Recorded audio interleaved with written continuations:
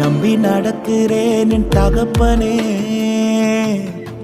உங்க பாதை நன்மை என்று நம்புகிறேன்.